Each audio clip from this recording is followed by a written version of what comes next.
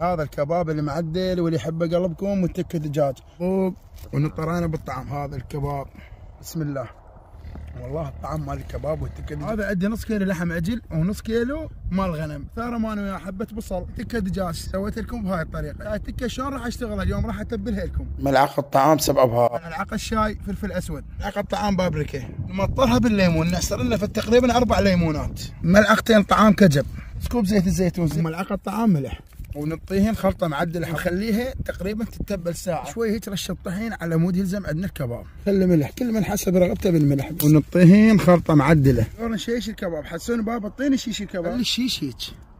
شفتوا شلون شيشنا؟ وهذا الشيش نقفله. عملنا تشيش الكباب، شيش حبايبي هيك، شوفوا شلون؟ وشيشنا هاي التكه دجاج، خلينا الكباب ونجي على التكه دجاج، واستوى عندنا الكباب ونقلبه بهاي الطريقه. وهذا الكباب استوى عندنا، وهنا نجر الشيش.